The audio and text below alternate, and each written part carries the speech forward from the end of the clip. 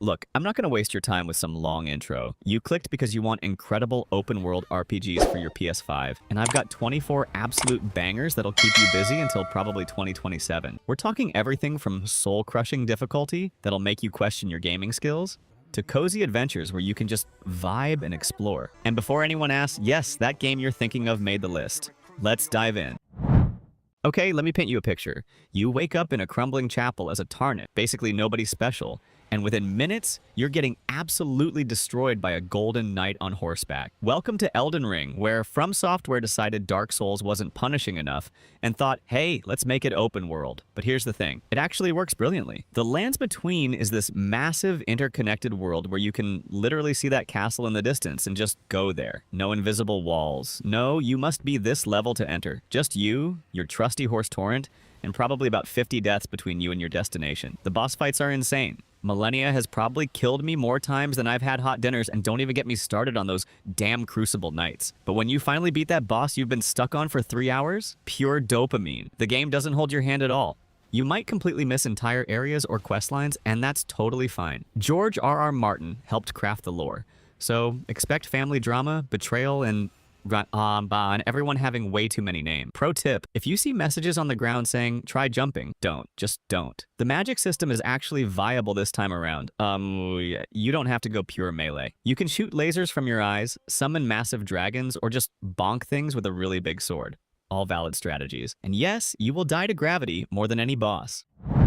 So, you're Geralt of Rivia, professional monster slayer and part-time dad, looking for his adopted daughter Ciri, while the world literally ends around you. No pressure, right? The Witcher 3 is that game where you boot it up thinking, I'll just do one quick contract, and suddenly it's 4 a.m. and you're helping some random peasant find his missing goat. The side quests are stupidly good, better than most games' main stories. You'll be hunting down a werewolf and discover this whole tragic love story that hits harder than any Netflix drama. The PS5 version looks absolutely gorgeous. Novigrad feels like a real medieval city, where you can smell the, well, you probably don't want to smell it actually. Combat is the satisfying dance of dodging, using the right sword oils, and throwing out signs. Basically magic for people who don't do magic. Gwent will consume your life. It's just a card game, but suddenly you're traveling across 3 different regions to collect every single card like some medieval Pokemon master. The DLCs are basically full games. Blood and Wine alone is 30 hours of content with a whole new region that's basically medieval France with vampires. Romance options are there if you want them. And yes, everyone argues about Yennefer versus Triss like it's 2015 again. The choices actually matter too. You might think you're doing the right thing and accidentally doom an entire village. Whoops. Also prepare to never hear winds howling the same way again. This game has no business being as good as it is. Baldur's Gate 3 takes Dungeons & Dragons and somehow makes it work perfectly as a video game, dice rolls and all. You start with a mind flayer tadpole in your brain that should turn you into a squid-faced monster, but instead gives you psychic powers because video game logic. The character creator alone will eat 3 hours of your life. You can customize everything, and I mean everything. Want to be a Githyanki bard who seduces every door instead of lockpicking? Go for it. The game actively encourages you to break it. Stack 40 boxes to reach that chest, throw your enemies off cliffs, or turn into a bear and, well, there's a famous bear scene. Your companions are all wonderfully messed up. You've got a vampire who's basically if Twilight went wrong, a wizard who might explode, and a Githyanki who could probably bench press a house. Every conversation feels like it matters, because it probably does. Failed a persuasion check? Your companion might remember that 3 acts later. The turn-based combat looks intimidating, but becomes addictive fast. Setting up the perfect ambush where you shove 3 enemies into lava never gets old. The game respects your terrible decisions too. Killed an important NPC? The story adapts. Decided to embrace your inner murder hobo? That's a valid playthrough. The multiplayer is chaos. Imagine 4 people all trying to have different conversations simultaneously while someone's pickpocketing everyone in sight. Peak D&D energy right there. Square Enix really said, what if we took one of gaming's most beloved stories and just went completely off the rails with it? And somehow it works. Rebirth picks up right after Remake's ending, where we basically broke Destiny itself, and now nobody knows what's going to happen. Not even veterans who played the original 20 times. The open world is massive and dense with stuff to do. You're not just following the yellow markers anymore. Cloud's on his chocobo racing, card gaming, doing sit-ups on the beach journey, while also dealing with severe mental health issues, and Sephiroth living rent-free in his head. The combat system is this perfect blend of real-time action and strategic menu-based decisions that shouldn't work but absolutely does. You're switching between party members mid-combo, staggering enemies, and pulling off these cinematic limit breaks that never get old. The relationship system is new. Your choices actually affect who Cloud gets closer to. And yes, the date scene is back and it's even more elaborate. The mini-games are everywhere. There's literally a card game called Queen's Blood that's so addictive I spent more time playing it than advancing the story. Sephiroth shows up way more than in the original, just being mysteriously hot and ominous in the background. The music goes unnecessarily hard, but not. They'll take the original meaty track and turn it into a full orchestral piece that makes you emotional about a random battle theme. And without spoiling anything, the ending will have you staring at your screen going, "Wait, what?" while immediately Googling theories about what just happened. This is basically what happens when someone plays Assassin's Creed and goes, "I can do this better, but with samurai, my taught." You're Jin Sakai, a samurai who has to throw away everything he was taught about honor to save his island from Mongol invasion. The game is stupid pretty. Like, you'll spend half your time in photo mode pretty. Following the wind to your objective instead of a minimap is genius design that keeps you looking at the gorgeous world instead of the corner of your screen. The combat makes you feel like you're in a Kurosawa film. The standoffs, where you're waiting for the perfect moment to strike, then cutting down 3 enemies in one fluid motion. You can play it as a traditional samurai, facing enemies head-on, or go full ghost with stealth kills and dirty tactics. Your uncle spends the entire game being disappointed in you for using poison and attacking from shadows, which honestly just makes it more fun. The side quests are these beautiful little character stories. Lady Masako's Tale of Revenge hits different. Composing haiku is weirdly relaxing for a game about killing Mongols. The PS5 version adds the Iki Island expansion, which deals with Jin's daddy issues and trauma, while also letting you pet more animals. The Japanese lip sync option makes it feel even more authentic if you're into that. And yes, you can pet the foxes. They lead you to shrines, and you can pet them. Game of the year for that alone. The online Legends mode is criminally underrated. It's basically supernatural samurai versus demons, and it's incredible. Aloy's back and she's somehow even more done with everyone's nonsense than before. Forbidden West takes everything from Zero Dawn and cranks it up. Bigger machines, prettier landscapes, and more post-apocalyptic drama than you can shake a spear at. You're heading west to basically save the world again because the first time wasn't enough, and now the planet's dying in new and exciting ways. The machines are absolutely ridiculous this time. There's a giant snake that burrows underground, flying pterodactyls that spit acid, and tremor tusks, which are basically robot war elephants with tusks that shoot stuff. Why? Because robot dinosaurs weren't extra enough. The underwater sections actually don't suck, which is a miracle in gaming. You're swimming around sunken Vegas ruins fighting robot crocodiles, and it somehow feels natural. Combat is more complex now. You're switching between different weapon types mid-fight, setting up elemental combos, and tearing off machine parts to use against them. Nothing beats ripping a Thunderjaw's disc launcher off and using it to blow up its own face. The skill tree is massive, and you can't unlock everything in one playthrough, so choose wisely or just replay it. Because let's be honest, you probably will anyway. The photo mode will ruin your life. Every sunset looks like a painting, and you'll stop mid-quest just to capture Aloy's hair flowing in the wind. The story gets wild with ancient AI gods, immortal tech bros, and space stuff that I won't spoil, but just prepare yourself. Also, Aloy still has zero chill when it comes to romance, and it's honestly refreshing. Set 300 years after Jin's story, we're getting Atsu as our new protagonist and Mount Yote as our playground in 1603. From what we've seen, Sucker Punch looked at Ghost of Tsushima and thought, what if we added guns to our samurai game? Because this is set when firearms were starting to appear in Japan. The shamisen replacing the flute for navigation is such a perfect touch. Different era, different vibe. We're in Hokkaido this time, so expect even more stunning landscapes with snow-covered mountains and different wildlife. Atsu's fighting style looks more aggressive than Jin's. She's dual-wielding, using that rifle, and seems to have some kind of wolf companion, which immediately makes everything better. The historical period is fascinating. It's right at the start of the Edo period, so we're dealing with the aftermath of massive civil wars, and the country trying to unify. No more Mongol invasion story. This is purely Japanese conflict, which opens up so many storytelling possibilities. The fact that we're playing as a female ghost is already creating interesting dynamics, since female samurai were rare but not unheard of. That trailer showed her taking on multiple enemies with this brutal efficiency that makes Jin look gentle. The wolf motif everywhere suggests we might get some supernatural elements beyond just legendary techniques. Based on Sucker Punch's track record, expect another haiku minigame, but this time you're probably composing while sitting in hot springs surrounded by snow monkeys. And yes, we better be able to pet that wolf or there will be riots. This isn't just a game, it's a way of life. You boot up thinking you'll rob a train or two. Next thing you know, you're spending 3 real hours hunting the perfect beaver pelt while your gang wonders where the hell Arthur Morgan disappeared to. The attention to detail is psychotic. Your horse's balls shrink in cold weather, Arthur's beard grows in real time, and you can watch him slowly gain weight if you eat too much. This is a prequel to the first game, so you know it's not ending well. But man, the journey there is something else. Arthur Morgan might be gaming's most complex protagonist. He's a violent outlaw who sketches flowers in his journal and has philosophical conversations about life while beating people for loan money. The open world isn't just big, it's alive. Every NPC has routines. You can follow them home, rob them the next day, and they'll remember you. The random encounters never stop. One minute you're saving someone from wolves. Next, you're being led into an ambush by a fake injury. Dutch's slow descent from charismatic leader to paranoid madman is painful to watch because the game takes its sweet time showing you every step. The camp system makes you care about these outlaws. You're contributing money, bringing food, listening to their stories around the campfire. Then someone dies and it actually hurts. Online mode exists and it's there. Let's be honest. We're all here for the single player. Oh, and prepare to cry at the ending. Like, ugly cry. Arthur's I gave you all I had hits different at 2 a.m.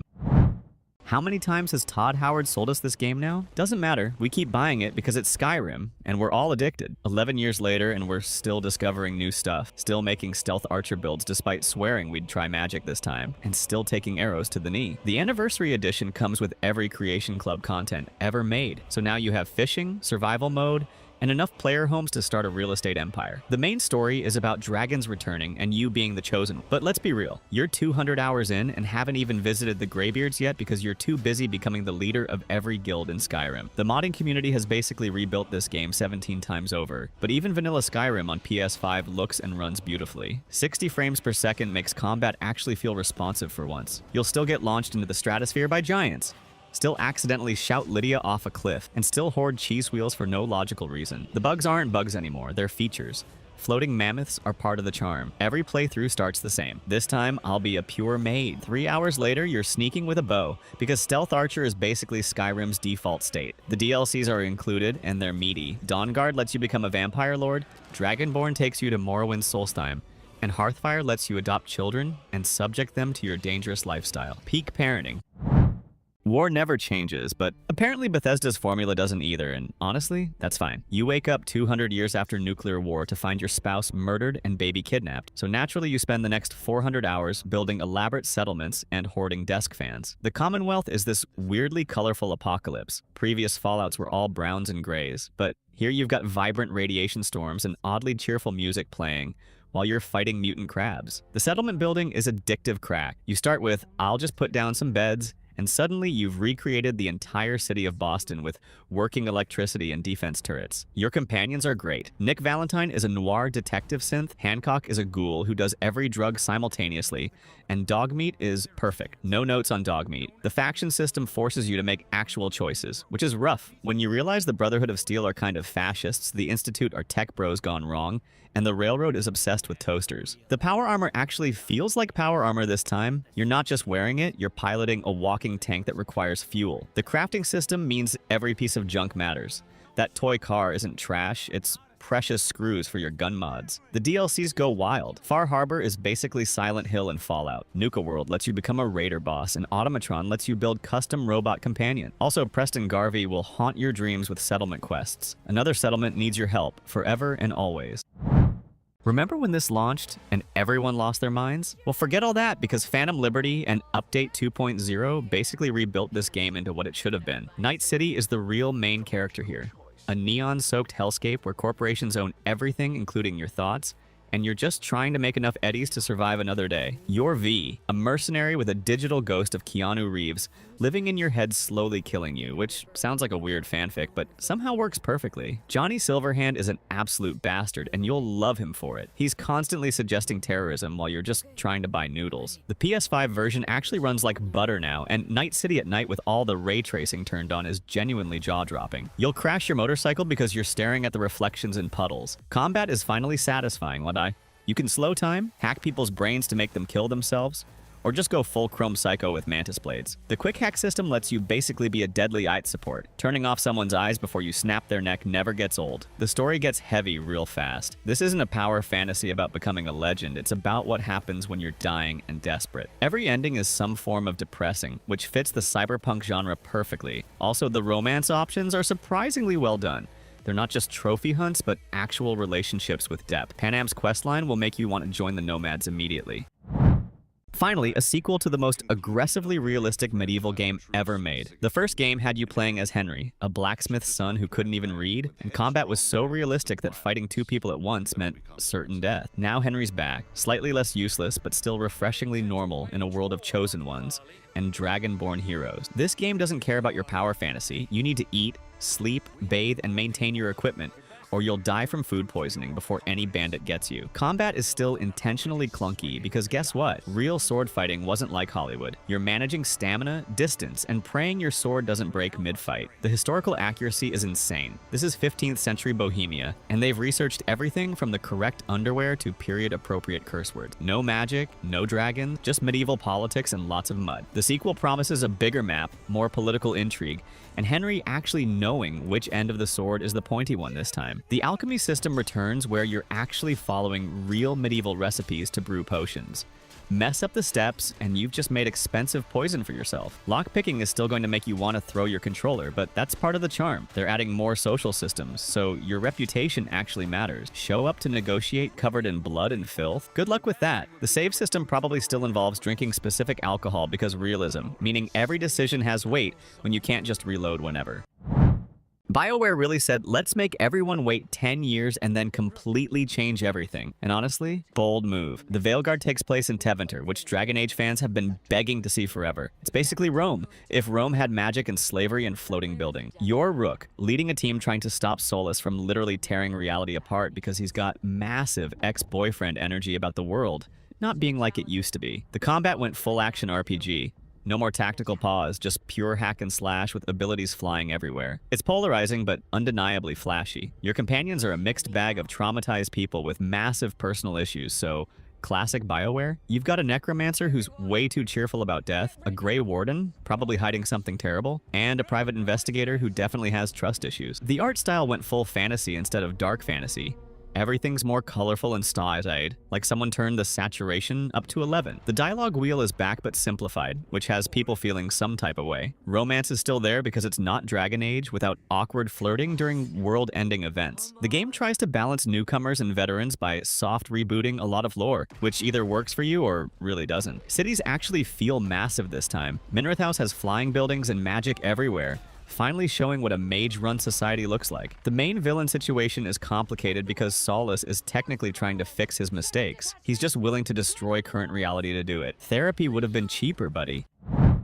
That title is longer than some game scripts, but whatever. This is comfort food JRPG perfection. You're the Luminary, a chosen one with a glowing birthmark, destined to save the world. Yes, it's that traditional, and that's exactly why it works. Dragon Quest doesn't try to reinvent anything. It just does everything so well you don't care about innovation. The game looks like a playable anime. Akira Toriyama's art style makes every character memorable, from your flamboyant thief companion Sylvando, who steals every scene, to Jade, who could kick you through a wall and you'd thank her. Turn-based combat that actually feels snappy in 2024 is an achievement. The orchestral soundtrack makes random battles feel epic when you're literally fighting a slime wearing a knight helmet. The story seems simple, but gets surprisingly dark. Without spoiling, there's a certain point where everything goes sideways and the game basically becomes a different game. The post-game content is basically a whole second game. We're talking 30+ hours of additional story that recontextualizes everything. The 2D mode lets you play the entire game like a classic SNES RPG,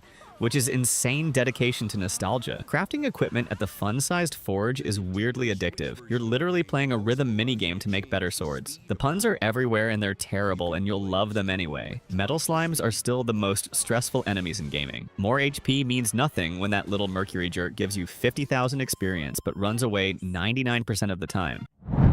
Free to play that everyone swears they won't spend money on? Then suddenly, you're $200 deep trying to pull a specific anime character. Genshin is basically Breath of the Wild.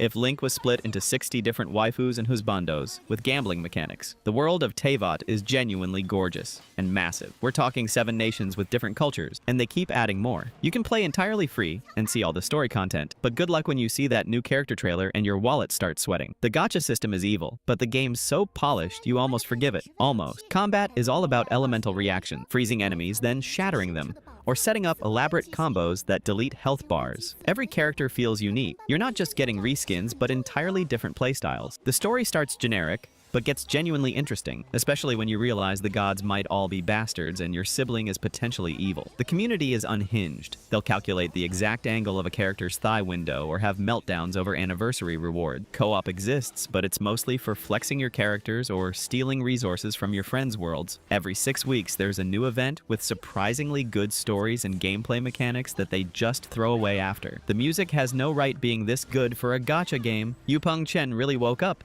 and chose violence with these orchestral pieces. The artifact grind is pain incarnate. You'll spend months trying to get the right stats and still end up with DEF% on everything. Ichiban's back, and this time he's taking his particular brand of chaotic energy to Hawaii. Because why not have a JRPG where you're beating up thugs on tropical beaches? This game is unhinged in the best way. 1 minute you're in an emotional cutscene about family and belonging, next you're literally fighting a giant Roomba with a baseball bat while wearing a traffic cone. The job system is completely absurd. You can make your party members into breakdancers who heal through sick moves, or chefs who attack with kitchen utensils. Kiryu's also here dealing with cancer, which sounds depressing, but somehow they handle it with more grace than any game about middle-aged Yakuza men crying has any right to. The side content is insane. There's a whole Animal Crossing-style island resort management game, a dating app where you're trying to match people while avoiding catfish, and a delivery service where you're basically Uber Eats but with more violence. Hawaii as a setting works weirdly well. You're exploring beaches, shopping districts, and somehow it all feels natural for these very Japanese characters to be there getting into trouble. Combat is turn-based, but positioning matters, so you're constantly trying to line up attacks to knock enemies into each other like violent dominoes. The emotional moments hit like trucks. These games will have you laughing at a sub-story about a man who thinks he's a baby, then sobbing about found family and redemption. The game's like 100 hours long and somehow never drags. Every character gets development, even the weird ones who join your party for seemingly no reason. Finally, a Tales game that doesn't look like it was made for PS3. Arise is gorgeous. The art style is this perfect blend of anime and realistic that makes every environment pop. You're following Alphen, a man who can't feel pain and has anime protagonist amnesia, and Shion, who causes pain to anyone who touches her. Yes, the metaphor is that obvious, and yes, it somehow works. The combat is the best the series has ever been. You're chaining combos, juggling enemies in the air, and finishing with these duo attacks that look like something from a fighting game. No more multiplayer though, which feels weird for a Tales game, but the AI is actually competent for once. The story deals with slavery, oppression, and racism in ways that JRPGs usually dance around. It's not subtle, but it's effective. Each realm you visit has its own distinct culture and problems, so you're not just going through generic anime landscapes. The romance between the main characters actually develops naturally, instead of just happening, because plot demands it. Boss fights are properly challenging. You can't just button mash your way through anymore. You need to learn patterns and use your whole party effectively. The skits are fully voiced and animated now, so those little character moments hit different when you can see expressions. The crafting and cooking systems are oddly addictive. You'll spend way too long trying to make the perfect meal for stat boosts. Also, Hootle is the best mascot character. It's just an owl that says its own name and everyone should protect it. Capcom waited 12 years to make a sequel and decided to change absolutely nothing fundamental, and you know what? Perfect. No notes. This is still the only game where you can climb on a griffin as it takes off, stab it mid-flight, and crash land somewhere completely different. Your pawns are still oddly charming idiots who'll throw you off a cliff trying to help or walk off bridges while commenting on the weather. The character creator is insanely detailed. You can make anyone from a tiny goblin person to an absolute unit, and it affects gameplay. Tiny characters run faster but get grabbed easier. Massive characters can carry more but drain stamina quicker. The pawn system is still unique. You're creating an AI companion that learns from your playstyle, then sharing them online where they come back with knowledge, items, and sometimes diseases. Yeah, your pawn can catch Fantasy Plague and bring it home. Thanks, random internet person. There's still only one save file because the director believes in consequences, so every decision matters. Accidentally killed an important NPC, they're gone forever. figure it out. The vocation system is expanded now. You're mixing and matching abilities to create broken combinations that probably weren't intended, but feel amazing. Magic actually feels powerful. You're summoning meteors and tornadoes that take forever to cast but delete everything. Nighttime is still terrifying. Your lantern barely cuts through darkness, and there are worse things than wolves out there. Fast travel is limited on purpose because the journey is the point. You'll stumble into adventures just trying to deliver a stupid quest item.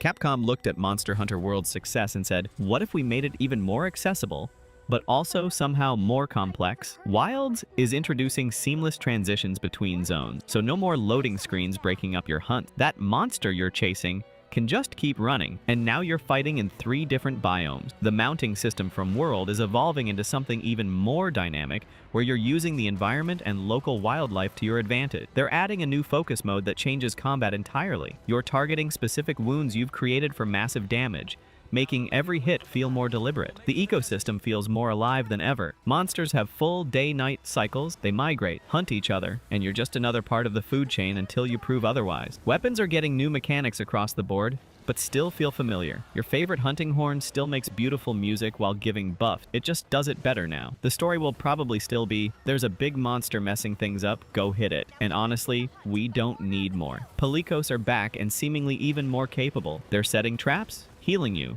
and probably doing your taxes at this point. Multiplayer is drop-in/drop-out seamless, so your friend can just appear mid-hunt to help, or accidentally cart and fail the mission for everyone. The graphics are insane. Watching a lightning storm roll in during a hunt while your target uses the weather to power up its attacks is next level. Also, they're finally adding proper beards to character creation, which the community has been begging for since forever.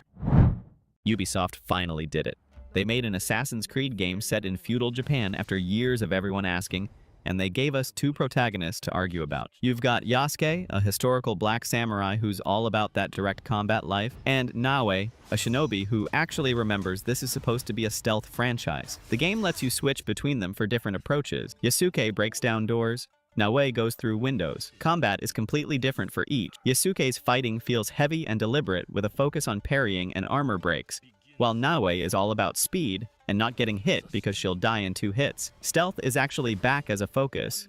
You're hiding in shadows that actually matter, using kunai to cut lights, and social stealth returns with disguises. The season system changes everything. That pond you crossed in summer is frozen in winter, guards leave footprints in snow, and cherry blossom season affects NPC behaviors. Building your own hideout returns from previous games, but it's more personal. You're creating a spy network across Japan, not just upgrading a mansion. The historical tourism mode is back where you can just explore without combat, learning about actual Japanese history, which is neat for education or whatever, but we're all here for the ninja action. Weather affects gameplay now. Rain muffles your footsteps, wind affects projectile trajectories, and fog gives everyone reduced visibility, including you. They're leaning hard into the mythology side with yokai-inspired enemies and supernatural elements, because historical accuracy went out the window when we started using alien technology to view genetic memories anyway. Vikings and assassins shouldn't work together, but here we are playing as Eivor, who's technically the worst assassin ever because Vikings aren't exactly known for subtlety. You're raiding England, building settlements, and somehow getting tangled in the Assassin-Templar conflict, despite just wanting to pillage in peace. The game is absolutely massive. We're talking 100+ hours if you're a completionist, and that's before the genuinely meaty DLCs that take you to Ireland and literal Norse mythology realm. Combat is brutal and weighty. You're dual-wielding axes, shields, or honestly, whatever you want, because the game lets you dual-wield shields if you're insane enough. The raiding system is pure dopamine. You're rolling up to monasteries with your crew, kicking down doors, and stealing everything that isn't nailed down while monks run around screaming. Your settlement is actually important. You're building a blacksmith, brewery, and even a museum for some reason, because every Viking longhouse needs Roman artifacts, apparently. The modern-day story is there. Layla's doing things, the world might end, but let's be honest, we're here to be Viking. Flighting is legitimately fun. You're having rap battles in 9th century England, and somehow it's historically accurate. The mythology segments, where you're literally going to Asgard and fighting alongside Thor, are completely unhinged, and I love them. They don't even try to explain it beyond mushrooms, probably, and that's fine. Male or female Eivor are both great, but let's be real. Female Eivor's voice acting goes unnecessarily hard. The hidden blade is on top of your wrist because Vikings don't do subtle, which defeats the entire purpose but looks cool. This is the Harry Potter game we wanted as kids, but our parents got us those terrible movie tie-ins instead.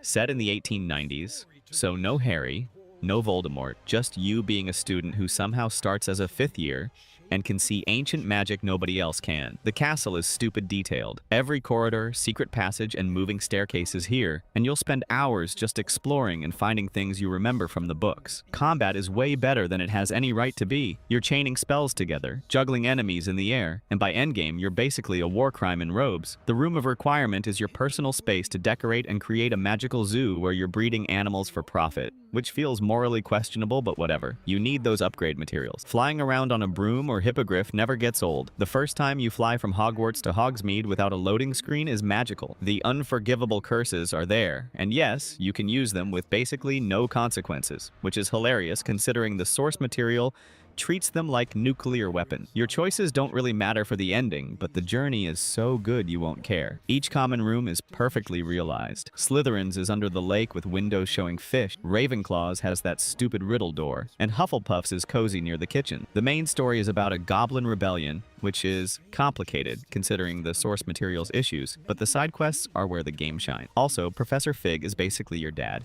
and you will protect him at all costs.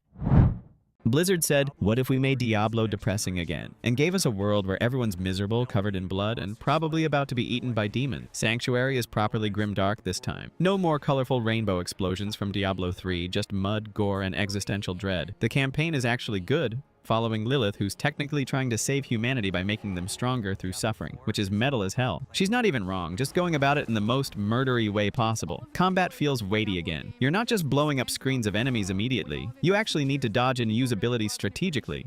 At least until you get overgeared, then it's back to murder time. The skill tree is actually a tree again, not just picking one of 3 options, though you'll still probably follow a build guide because math is hard. Each class feels distinct. Necromancer has an army of skeletons doing their work, Barbarian has 4 weapons equipped at once like a walking arsenal, and Sorcerer is turning everything into ice sculpture. The open world actually works for Diablo. You're running into other players, doing world bosses that require coordination, and getting ganked in PvP zones you accidentally wandered into. The end game is endless. Nightmare dungeons, hell tides, uber bosses that will absolutely destroy you until you get that perfect build. The cosmetic shop exists and costs ridiculous amounts for armor that looks worse than what you find in-game, because Activision. Seasonal content keeps changing the game, but also means you're starting fresh characters constantly, which you'll either love or hate.